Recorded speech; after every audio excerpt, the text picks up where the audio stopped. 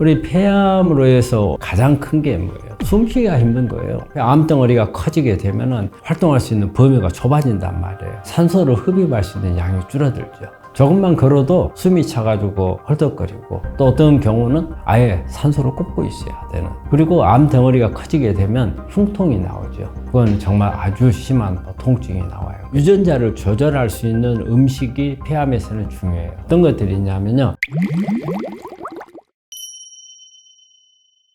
암 중에 사망률이 높은 암은 몇 가지가 있어요. 가장 많은 게 아마 폐암이나 췌장암, 그리고 간암. 이 세 가지가 가장 사망률이 높은 암일 거예요. 폐암이 일반적으로 발견이 의외로 늦어요. 증상이 가볍게 나오는 경우가 많거든요. 기침을 한다든지 아니면 가래가 나온다든지, 되게 이제 이런 증상이 나올 때는 감기라고 생각하잖아요. 그러다 보니까 놓치는 경우가 많고, 그런데 이제 폐암은 재발 전이가 아주 잘 되는 암이거든요. 그리고 또 하나는 문제가 뭐냐면 수술을 하지 못하는 경우가 많아요. 폐암은 비소세포암, 소세포암 이렇게 둘로 나누고 있거든요. 소세포암은 아예 수술을 안 해요. 그리고 비소세포암은 할 수가 있는데 어떤 림프절이라든지 이런 데 전이가 되게 되면은 수술을 못하는 상황이 되거든요. 그래서 폐암은 수술할 수 있으면 아주 해피하다 이런 말을 하거든요. 그만큼 수술이 어렵기 때문에 그렇고, 사실 우리가 표적 치료제를 가지고 많이 써요. 그런데 유전자적으로 폐암이 조금 더 악성인 유전자가 발현되는 경우가 많아서 같은 암이라 하더라도 조금 더 악성이죠.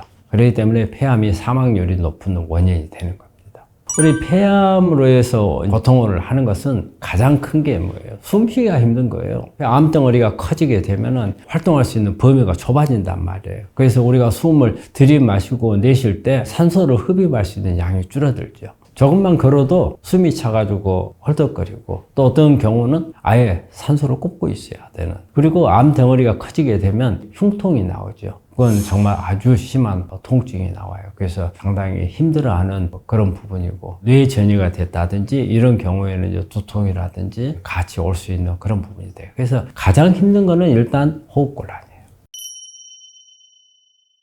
운동, 스트레스 이런 부분들이 일반적이겠지만 식습관을 잘하는 게 중요하겠죠. 되게 이제 음식이 얼마만큼 암을 발생하는데 영향을 주는가 이걸 보면 알 수 있죠. 암을 유발하는데 영향을 주는 게 한 20%에서 30% 정도 영향을 주거든요. 그래서 폐암도 범위 내라고 볼 수가 있습니다. 유전자를 조절할 수 있는 음식이 폐암에서는 중요해요. 우리가 다른 세포독성 항암제라든지 수술이라든지 이런 부분들이 상당히 제약이 되어 있는 질환이거든요. 폐암을 잘 발생시키는 유전자가 EGFR이라는 유전자하고 VEGFR, ALK, RAS 다양한 이런 변이되는 유전자들이 나오거든요. 그래서 신생혈관을 만들지 못하게 하는 게 중요하거든요. 그게 대표적인 게 레스베라트롤하고 케르세친, 피세친이라는 게 있어요. 또 EGCG라는 게 있는데, 레스베라트롤은 포도였고요. 케르세친은 양파, 피세친 이거는 사과예요. EGCG는 녹차 속에 들어있는 거고요. 이게 전부 다 신생혈관을 억제하는 그런 성분들이거든요. 이 부분들이 폐암에 도움이 되는 거고, 마늘 같은 거는 알리신이나 설포라판. 알리신은 우리가 매운맛 나오잖아요. 마늘의 매운맛이 알리신이거든요. 이런 것들도 다 그런 역할을 같이 하고 있고, 블루베리나 체리, 그 안에 들어있는 안토시안이거든요. 안토시안도 그런 효과가 있어요. 그런 성분들이 전부 다 폐암에서는 유전자를 억제하는 그런 역할들을 해요. 변이된 유전자를 어떻게 끌 것인가가 식단을 구성하는 데 있어서 아주 중요한 요소가 되는 겁니다. 이런 것에 포커스를 맞추는 식단이 아마 예방을 하는데 가장 좋은 걸 거예요. 그렇다면 이제 이런 부분들을 어떤 것들이 있냐면요, 포도를 먹을 때는 당분이 많기 때문에 주로 이제 껍질이라든지 이런 부분들을 먹는 게 좋겠고요. 그리고 양파 있잖아요. 양파 속에 케르세친은 속에 들어있는 하얀 것보다는 겉에 있는 보라색 있잖아요. 요리하면서 다 벗겨서 버려버린 거, 이게 효과거든요. 견과류라든지 브로콜리나 브라질 너트 속에 있는 셀레늄이 세포 자살시키는 그런 효과를 가지고 있기 때문에 이런 음식들이 폐암을 예방하거나 치료하는 데 도움이 되는 음식입니다. 당근이나 토마토 속에 들어있는 비타민 A통이 성장을 억제하는 효과를 가지고 있죠. 폐암에 도움이 많이 됩니다.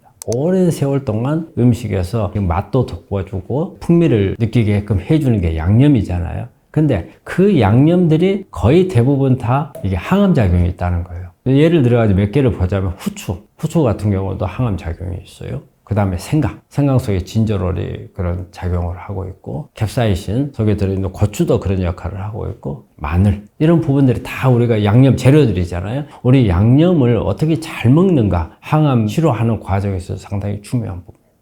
우리가 이제 양념이 많이 들어가는 음식들을 말하는 거잖아요. 김치가 가장 대표적인 거겠죠. 다양한 양념들을 다 들어가는 거니까 김치가 있겠고, 된장이 이제 또 그런 역할을 하고, 찌개 끓이잖아요. 찌개 끓이면 그런 양념들이 다 들어갈 수 있는 거고, 이제 샐러드라든지 이런 걸 먹을 때 드레싱용으로 해서 들어가는 부분들이 있고, 이런 양념을 이용한 음식이 되겠고, 암 치료하는 데 도움이 되겠죠. 우리가 암을 예방하다 보면은 이런 걸 한다고 그래요. 암을 잘 극복을 하고 나면은 오히려 자기 수명보다 훨씬 더 오래 산다. 그래서 암을 앓음으로써 얻을 수 있는 덕은 심혈관계나 아니면 뇌혈관계, 그리고 대사질환을 억제해 줄 수 있는 게 있고, 그 중에서 특히 자가면역질환 같은 것을 치료하는 데 도움이 될 수가 있거든요. 그래서 암 예방뿐이 아니고 다양한 질환들도 같이 억제를 해줄 수가 있기 때문에 습관을 통해서 암을 극복을 잘하면 내 수명을 연장할 수 있는 그런 방법도 되는 겁니다. 암 환자들이 해야 할 식사법에 어떤 음식을 먹느냐, 이런 것도 중요하지만 식사법도 상당히 중요한 역할을 한다고 봐요.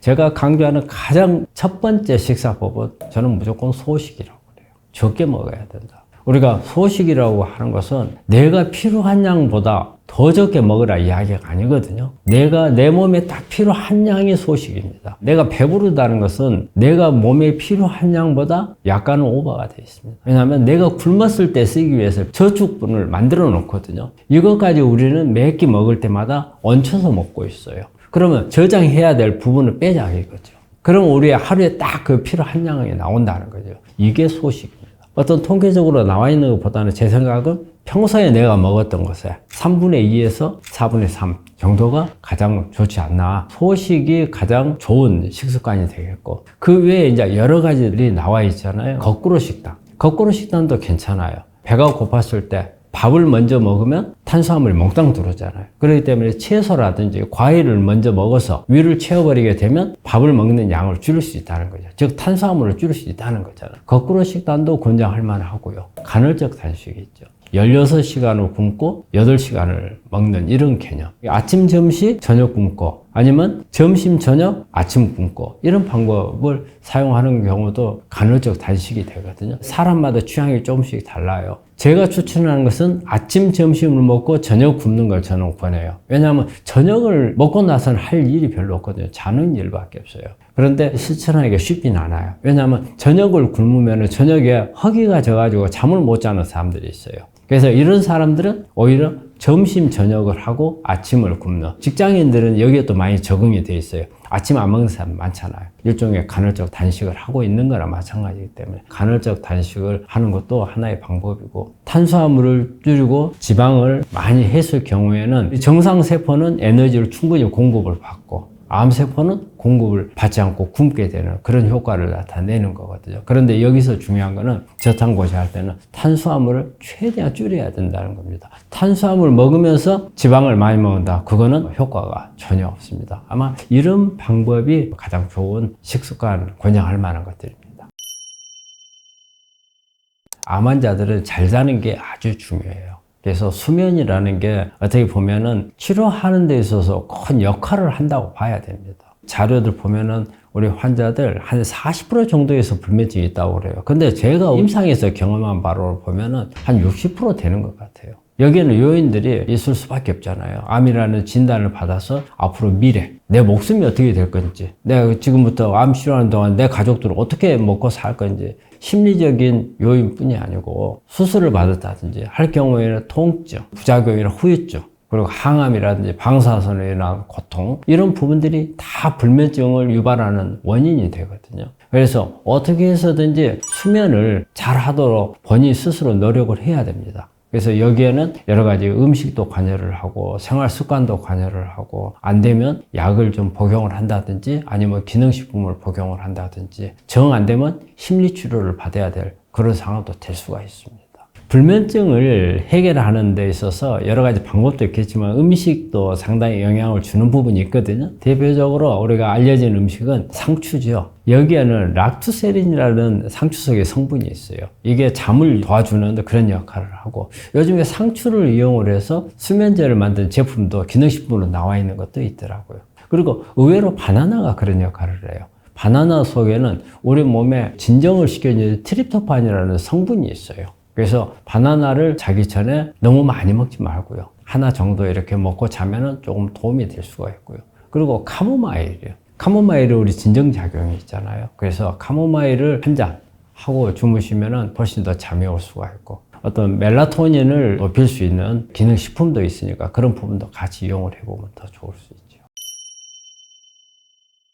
폐암은 일반적으로 담배를 피는 경우에 암이 발생을 한다 이렇게 많이 알고 있잖아요. 간접흡연 많이 들어봤잖아요. 간접흡연은 오히려 흡연하는 사람보다 더 해롭다고 그래요. 왜냐하면 흡연을 본인이 할 때는 필터를 통해서 연기를 들이마시잖아요. 그래서 필터에서 어느 정도 걸러줘요. 그런데 주변에 있던 사람은 필터를 거치지 않는 연기를 그대로 노출이 되잖아요. 특히 담배를 많이 피는 남편이 있다면 같이 있는 와이프가 그런 영향을 받을 수가 있고, 급식소에 근무하는 사람들이 폐암에 걸리기도 하고, 미세먼지 때문에 그렇죠. 조리하는 가운데 만들어지는 미세먼지, 이게 벤조피린이 많이 들어있거든. 영향을 줄 수 있는 부분이고, 그리고 요즘에 또 하나는 뭐냐면 매연이나 아니면은 황사 원인이 되고요. 또 하나, 이게 산업 현장에서 사용하는 것 중에 성면을 사용하는 건물이라든지 이런 건축물에서 생활하는 사람들은 폐암이 올 수가 있거든요. 그래서 무조건 이게 담배뿐이 아니고 다양한 원인들이 있습니다.